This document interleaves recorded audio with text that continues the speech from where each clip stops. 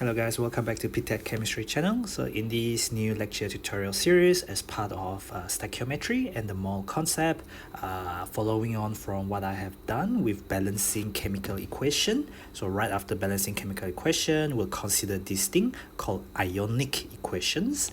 So from the name itself, you should be able to appreciate or understand that it involves ions.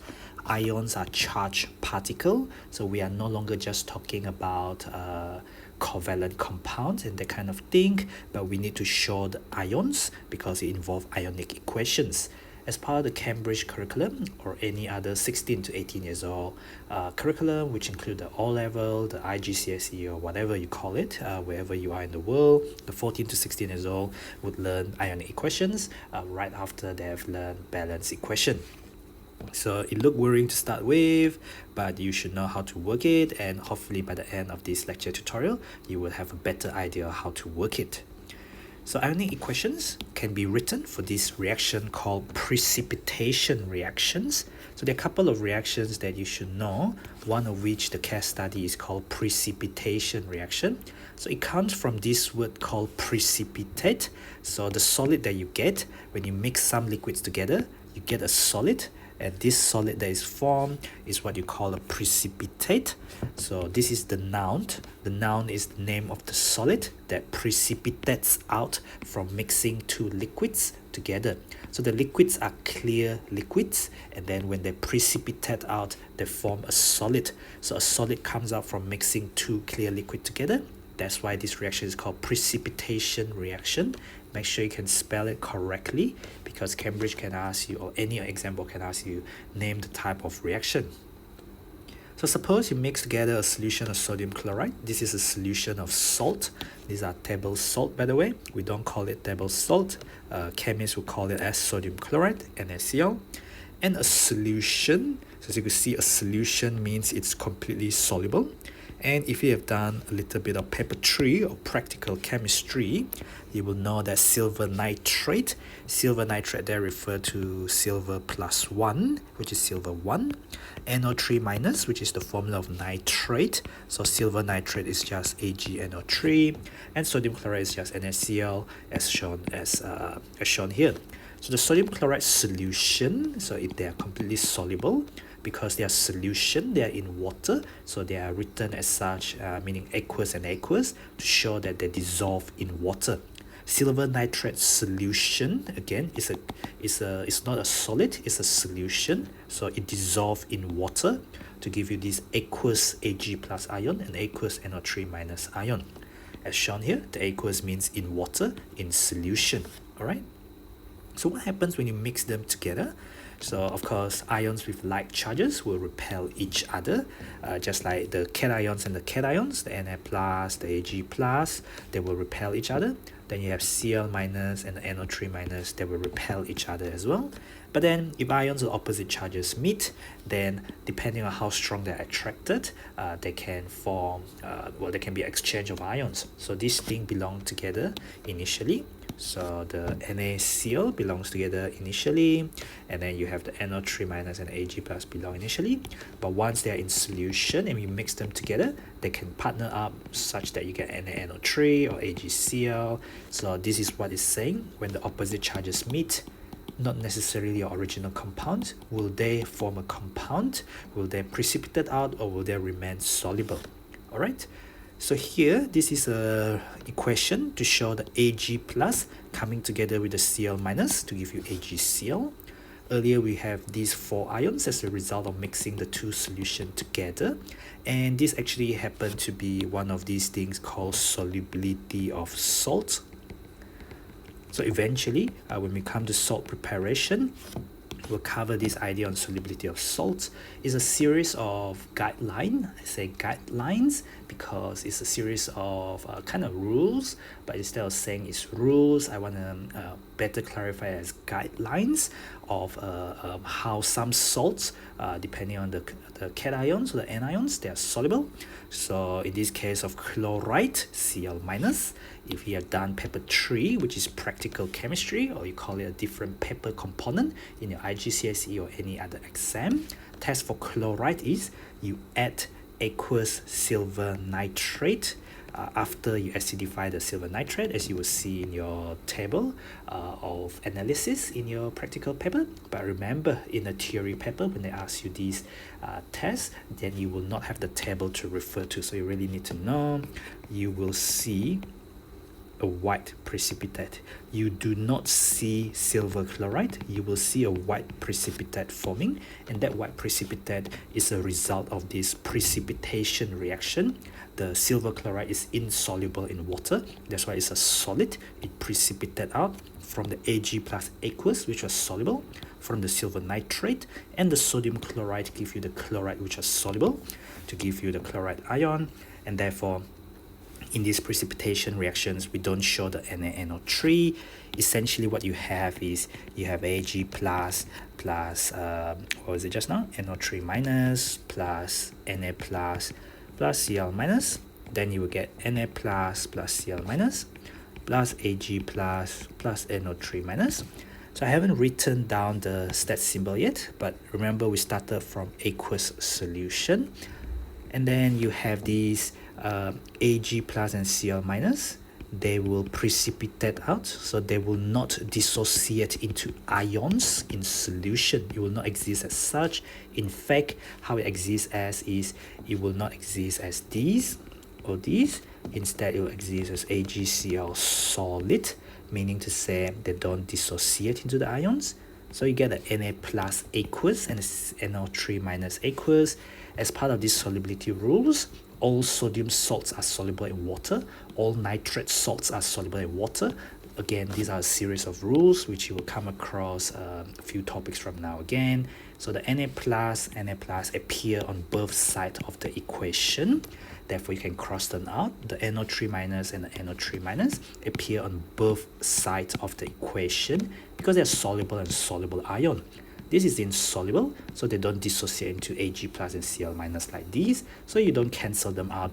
In the end of the day, you're left with Ag plus aqueous and Cl minus aqueous on the left, and you're left with AgCl solid on the right. That's why this is the ionic equation, showing only the important ions that are involved in precipitating out some stuff which do not dissociate into ions. Alright? So the stat symbol S, bracket S, refer to solid, liquid, and gas. Aqueous is very common in chemistry. It means simply dissolve in water. And stat symbol must always be given in ionic equations. When you write ionic equations, it has no meaning unless you put in the stat symbol.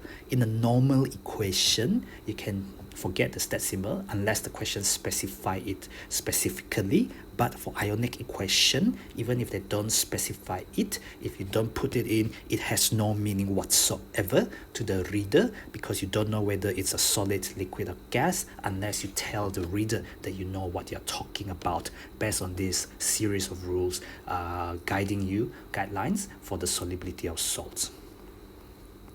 Spectator ions were basically what I mentioned just now, the same ions that are not involved in the main reaction that appear on both sides of the equation.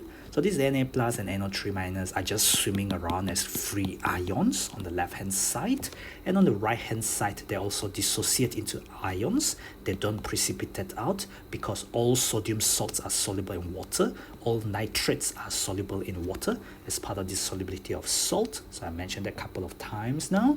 So these Na plus, they appear on both sides, and NO3 minus, they appear on both sides. They are what you call spectator ions. Spectator comes from the English word, meaning they are just passive. They are not involved at all. They are not active at all. They are just like viewers. They are just viewers. You know, they're not involved in the reaction at all. That's why they are called spectator ions. So how do we write ionic equation for precipitation reactions? So we got to decide what the precipitate is. We got to put a solid, because a precipitate means a solid that is not dissociated into the ions. Make sure on the left hand side you have the ions that are responsible to give you the precipitate. Make sure it's balanced in terms of the number of ions, as well as in terms of number of atoms and the number of charges as well. And you got to write the symbol aqueous for the solutions that come together as aqueous solution, because clear and clear, and then suddenly you get a solid that precipitated out. Alright, so there are three problems here that you're supposed to test yourself. So let me show you what is going on. This is a test for bromide. So you can see in your practical booklet, there is a table that you have a test for chloride, Cl minus, test for bromide, Br minus, and test for iodide, I minus. They are all using silver nitrate because silver chloride is a white precipitate, silver bromide is a cream precipitate, and silver iodide is a yellow precipitate. Okay, so looking at how this one is, if you write the balance equation, first of all, AgNO3 plus KBr, you get an exchange of ions giving you AgBr plus KNO3. I can put in the stat symbol. Silver nitrate is completely soluble. All nitrate is soluble in water. All potassium, all sodium, all ammonium salts are soluble in water, so it's aqueous. Silver bromide is a cream precipitate. That's what the information tells you. And then all potassium salts and all nitrate salt are soluble in water. So again, this is aqueous and aqueous. If you want, you can dissociate them into ions, which is what I'm going to show you now. Ag plus NO3 minus plus K plus Br minus. And then this will give you AgBr solid that do not dissociate into ions. And then the aqueous one dissociate into ions. So there's aqueous, aqueous. And these are all aqueous on the left hand side because I started from a clear solution. Now I have to decide what is my spectator ions that appear on both sides of the equation. I can see K plus and K plus, NO3 minus and NO3 minus. So overall, my ionic equation is just Ag plus aqueous. Stat symbols are essential when you're writing ionic equation. Alright, so that's just giving you the solid precipitate of silver bromide from Ag plus Br minus aqueous, just like that. Okay, so I don't have much space on the next page, so what I'll do is I will add in a page so that I'm not scrambling for pages. So the next example is calcium nitrate. All nitrates are soluble in water. Sodium carbonate. All carbonates are soluble in water. And I'll get a precipitate of calcium carbonate. So calcium carbonate is insoluble in water. So calcium nitrate, the formula of calcium nitrate, Ca2 plus NO3 minus, plus 2 minus 1. You bring down the number on the charges. You never ever cross multiply the charge. You never ever cross multiply the ions. You bring down the number to the other side because we are doing primary school lowest common multiple LCM. All right. So you bring down the value, which is 2. These are the simplest whole number ratio. So what this means is you have 1 of calcium 2 plus and you have 2 of the NO3 minus. Meaning to say the formula of calcium nitrate is Ca, NO3 in a bracket, 2 of them, because you have 2 of the whole thing. When you see this thing individually, it means 2 of these, 1 and 2 of the whole thing. So you have to use bracket to show 2 of the whole NO3 unit. Sodium carbonate, on the other hand, is Na plus CO3 2 minus. So this brings back to you the exercises which you did as balancing, as part of chemical formulas, something that you would have done previously. So that means 2 Na plus and it means CO3 2 minus. Therefore, the formula is Na2CO3. Okay, so I'm going to just very quickly bring that all the way down there. I bring this a bit smaller, and then so I can bring that, cut that, and I'll paste it over here, and I'll just bring that down there and paste it over here. Okay, so you should try and practice your balancing your equation. First of all, calcium nitrate, which is soluble, plus sodium carbonate, which is also soluble, and you will get a precipitate. If you rewind back to the part of the video, calcium carbonate was the white precipitate, and then you will have an exchange of ions to give you NaNO3. When you balance this equation, hope you can see that there's 2 of the NO3. Remember balancing equation?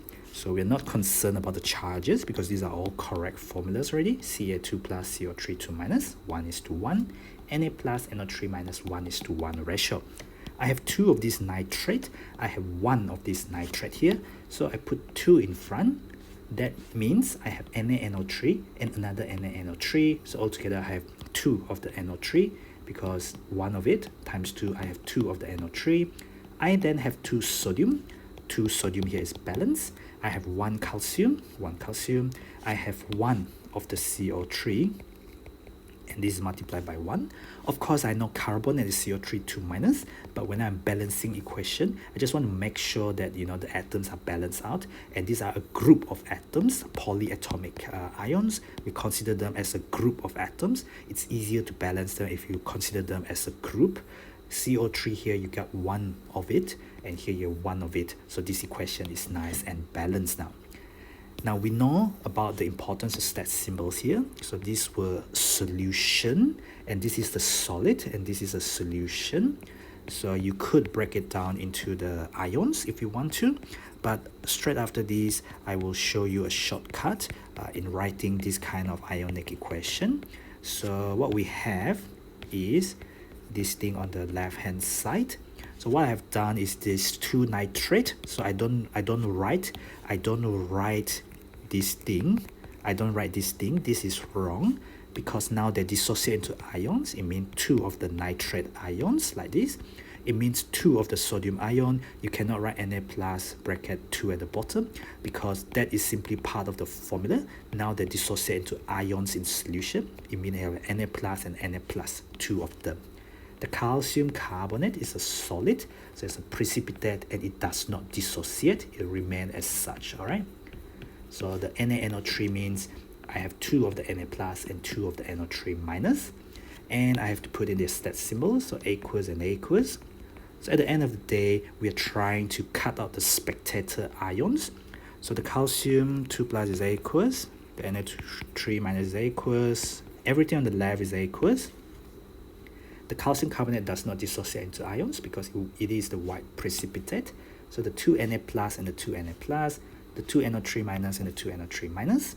So hopefully you can see that what you get now is just calcium 2 plus A equals plus CO3 2 minus A equals. They will precipitate out this white precipitate. So this is your ionic equation, and that is how you write ionic equations. You do not show the spectator ions that give you the products that are soluble, because they are not the important one. They didn't precipitate out or anything. This is part of ionic equation for the precipitation reaction. All right, on to the very last one. So I'll just go straight onto the very simple method. So this is magnesium hydroxide. Magnesium hydroxide, a white precipitate. So I'll start by writing out the formula first. Magnesium hydroxide is going to be MgOH twice, because Mg2 plus OH minus. You're going to be very good with your formula. Plus 2 and minus 1. We do the LCM of 2 and 1. If the LCM of 2 and 1 is just 2, it means you need 1 of the plus 2, and you need 2 of the minus 1 for the charges to be balanced out. Or you can imagine that you bring down the value, which is 1, you bring down the value, which is 2, you do not bring down the charges ever, you do not bring down the ions ever, you bring down the number, because what does the number tells you? It means there's only 1 Mg2 plus, it means you need 2 OH minus, and the fact that you need 2 MgOH, you need 2 OH minus, a lot of students would like to do this thing, which is entirely wrong, because that will show that you have 1 oxygen when you have actually 2 of the hydroxide, and therefore you have 2 oxygen. That's why we use the bracket to show 2 oxygen and 2 hydrogen for the correct formula of MgOH twice there. Okay, so we know this is the precipitate, and without looking through the question again, I know that this is my only important one, because this is precipitation reaction. I'm just going to show you how I'm going to do the shortcut. It comes from Mg2 plus, it comes from OH minus. Both of them are A equals and A equals, but don't forget you have 1 Mg2 plus and you have 2 OH minus. remember we are not dissociating into ions. Instead, the colorless solution of these, and what I mean is clear solution of these and a clear solution of these, both of which were aqueous, they precipitate out a solid. Now you have a +2, you have a -1 times 2. The overall charge on the left hand side becomes 0 net overall, because +2 -1 give you 0 charge overall. The number of magnesium is balanced, the number of oxygen is balanced, the number of hydrogen is balanced. The stat symbol there is just showing the precipitation of these solid magnesium hydroxide, as you were told in the previous question. Even though we have magnesium sulfate and sodium hydroxide, the sulfate and the sodium is just what we call spectator ions. Instead of working out from scratch, I have done this last one with a shortcut of what is my precipitate, and therefore I could write simply the ions that were involved in forming the precipitate, and they will cut me a lot of time. All right, if you can't do that still, you can go through the whole long method and see that you cut out the spectator ions and you will still get the same answer eventually. So I think I'll just stop there for this tutorial video. It's gotten long enough, and I can continue the other part of these ionic equations in the next lecture tutorial on ionic equations. So thank you for watching, and do follow me at ptet.chemistry on Instagram, Facebook and Twitter, and don't forget to click the button on the bottom right to subscribe to the channel, and please share the channel widely with friends, your chat and study groups, your juniors and seniors from school, your relative and your teachers and other students whom you think will benefit from what my content has to offer. Remember that this series of lecture tutorials constitute the actual lessons which you have covered in school or on your own as part of home-based learning due to the ongoing pandemic, and they are quite different. They are slightly different from the usual full paper or topical past year paper tutorials that I go through for the rest of my channel. Alright, so see you in the next tutorial, and thank you for watching.